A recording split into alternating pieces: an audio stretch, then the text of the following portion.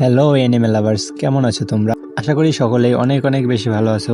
তোমরা দেখছো ওটাকু বাংলা, আর আমি আছি তোমাদের হোস্ট ইয়াসিন তোমাদের সাথে। আজকে আমি এক্সপ্লেন করব সোলো লিভিং এর এপিসোড নাম্বার 12। তো বেশি কথা না বাড়িয়ে চলো ভিডিও শুরু করা যাক। পর্বের শুরুতে আমরা দেখতে পাই জিনহু তার টেলিপোর্টেশন স্টোনটি হারিয়ে ফেলেছে, আর জিনহু মনে মনে চিন্তা করছিল, এখন আমার এই সকল নাইটদের সাথে ফাইট করা ছাড়া আমার কোনো আর উপায় নেই। আমার হাতে এমন সময়ও নেই যে আমি আমার স্টোনটি খুঁজবো। ঠিক তখন জিনহু ভ্রম দেখতে শুরু করে আর দেখতে পায় সেখানে মিস্টার সং এসেছে আর জিনুকে বলছে, জিনহু আমার মনে হয় না তুমি এটা কমপ্লিট করতে পারবে। আর জুহিও এসে জিনুকে বলে, আমারও মনে হয় তুমি এটা কমপ্লিট করতে পারবে না, তুমি খুবই দুর্বল হান্টার। তখন জিনহু তার নিজের ছায়াকে দেখতে পায় আর সে জিনহুকে বলছিল, তুমি একজন ই র্যাঙ্কের হান্টার, তুমি আর এর থেকে কি বেশি আশা করো? তোমার উচিত ছিল এখান থেকে চলে যাওয়া, কিন্তু তুমি এখানে আবার মরতে চলেছ কারণ তুমি খুব দুর্বল। এরপর ওখানে থাকা একটি নাইট জিনহুর উপর হামলা করে দেয়। জিনহু কোনোভাবে ওই হামলাটি থেকে ডস করে, কিন্তু এরপর আবার একটি নাইট এসে জিনুর মাথা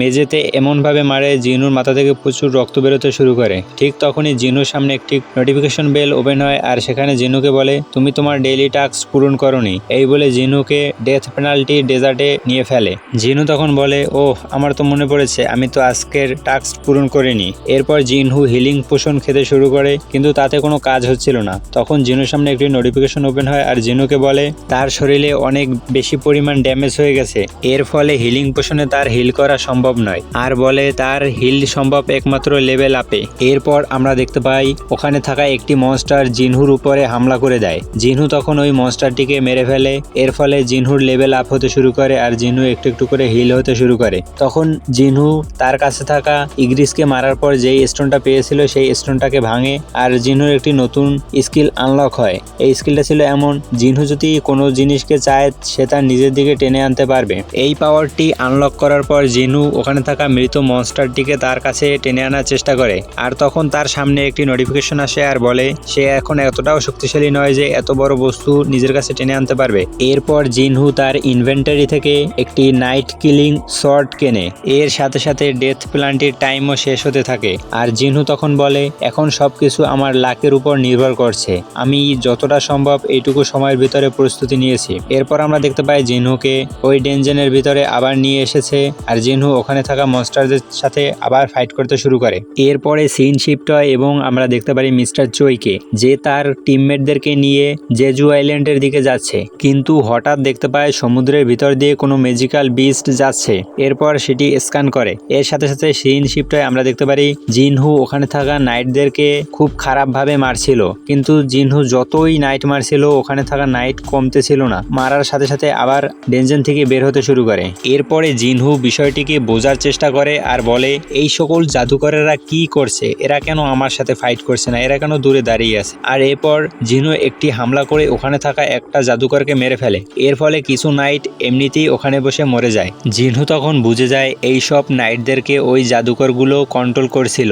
এরপর জিনহু বলে, এখন আর আমি এই সকল নাইটদের সাথে ফাইট করব না, আমি এই জাদুকরদেরকে মারবো। তখন জিনহু এখানে থাকা জাদুকরগুলোকে কাউন্ট করে আর দেখতে পায় এখানে আর মাত্র 5টা জাদুকর জীবিত আছে। এরপর জিনহু আরো 2 জাদুকরকে তাৎক্ষণিক মেরে ফেলে। ওই 3জন জাদুকর তাদের ম্যাজিক্যাল পাওয়ার একত্র করে সকল নাইটের মৃতদেহ থেকে একটি বড় মনস্টারকে তৈরি করে নেয়, কিন্তু জিনহু এই বড় মনস্টারটিকে অ্যাভয়েড করে সামনে থাকা 3জন জাদুকরের উপর হামলা করে দেয় আর জাদুকর 3জনকে মেরে ফেলে। কিন্তু এই 3জন জাদুকরকে মারার পরও ওই বড় মনস্টারটির কিছুই হয় না, আর ওই মনস্টারটি জিনহুর উপরে হামলা করে দেয়। তখন জিনহু ওই মনস্টারটির সাথে ফাইট করতে শুরু করে আর এক পর্যায়ে গিয়ে ওই মনস্টারটিকে জিনহু মেরে ফেলে। তখন জিনহুর কাছে নোটিফিকেশন আসে, জব চেঞ্জের মিশন কমপ্লিট। এরপরে আমরা দেখতে পাই জিনহুর কাছে অনেকগুলো নোটিফিকেশন আসতে শুরু করে। এই সকল নোটিফিকেশনের ভিতরে জিনহু দেখতে পায় তাকে নিউ জব হিসেবে নেক্রোম্যান্সার দিয়েছে। জিনহু তখন বলে, আরে এটা কি পাওয়ার দিল আমাকে, আমি তো একজন অ্যাসাসিন, আমি এই পাওয়ার দিয়ে কি করব? নেক্রোম্যান্সার হচ্ছে এমন একটি পাওয়ার যে পাওয়ার দিয়ে মৃতদের জীবিত করা যায়। জিনহু ভাবতে থাকে, আমি এতদিন ধরে আমার যেই সকল পাওয়ার লেভেল আপগ্রেড করেছি শর্ট রেঞ্জে ফাইট করার জন্য, সেগুলো তো একদম বেকার হয়ে যাবে। ঠিক তখনই জিনুর কাছে আরো একটি নোটিফিকেশন আসে আর সেখানে জিনুকে প্রশ্ন করে সে কি এই নেক্রোম্যান্সার ক্লাসটি নেওয়ার জন্য রাজি আছে কিনা। রাজি থাকলে ইয়েসে ক্লিক করতে আর না থাকলে নোতে। তখন জিনহু নোতে ক্লিক করে দেয়। এরপর ওই নোটিফিকেশনে আরো বলে এই নেক্রোম্যান্সার ক্লাসটি সবসময় হিডেন ক্লাস হিসেবে থাকবে। এটা দেখার পর জিনহু একটু চিন্তা করে আর ইয়েসে ক্লিক করে দেয়।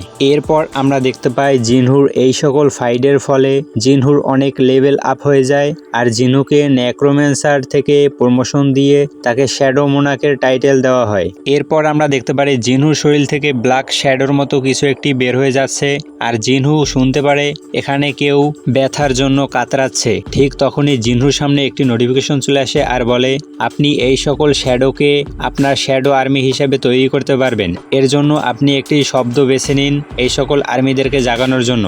জিনহু তখন সেখানে অ্যারাইজ লিখে দেয় আর জিনহু অ্যারাইজ বলার সাথে সাথে ওখানে থাকা যত মৃত সোলজার ছিল সব সোলজাররা শ্যাডো হিসেবে জীবিত হয়ে যায়। আর জিনহুর সামনে দুইটা আরো অপশন চলে আসে যেখানে জিনহু এই সকল শ্যাডোকে নিজের কাছে রাখতে পারবে আর জিনহু এদেরকে নিজের মন মতো ব্যবহারও করতে পারবে। জিনহু ওখানে সবাই লেভেল চেক করে আর দেখতে পায় ওখানে সকল শ্যাডোগুলোর লেভেল 1। জিনহু তখন বলে আমি কি চাইলে কোনো এস র্যাঙ্কের হান্টারকেও আমার শ্যাডো আর্মি হিসেবে রাখতে পারবো। জিনহু তখন ইগ্রিসের দিকে তাকায় আর ইগ্রিসের কাছে চলে যায়। কাছে গিয়ে অ্যারাইজ বলে আর জিনহু তখন আরো একটি সেটিং দেখতে পায় যেখানে জিনহুকে বলে আপনি কোনো মৃত সোলজারকে শ্যাডো আর্মি হিসেবে জীবিত করতে চাইলে 3টে চান্স পাবেন। এরপর ইগ্রিসের কাছে গিয়ে জিনহু অ্যারাইজ বলে কিন্তু ইগ্রিস জাগে না।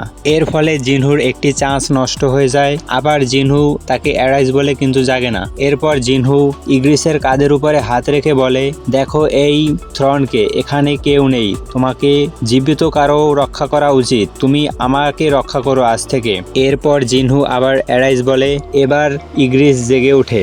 ইগ্রিস জেগে ওঠার সাথে সাথে জিনহুকে তার নাম দিতে বলে আর জিনহু তার নাম ইগ্রিসই রেখে দেয়। এরপর ইগ্রিস সহ ওখানে থাকা সকল শ্যাডো আর্মি জিনহুর সামনে মাথা নত করে আর এর সাথে সাথে সেশন অন এখানেই শেষ হয়ে যায়। পরবর্তী সেশন কিছুদিনের ভিতরেই লঞ্চ হবে, দেখার জন্য আমন্ত্রণ রইল।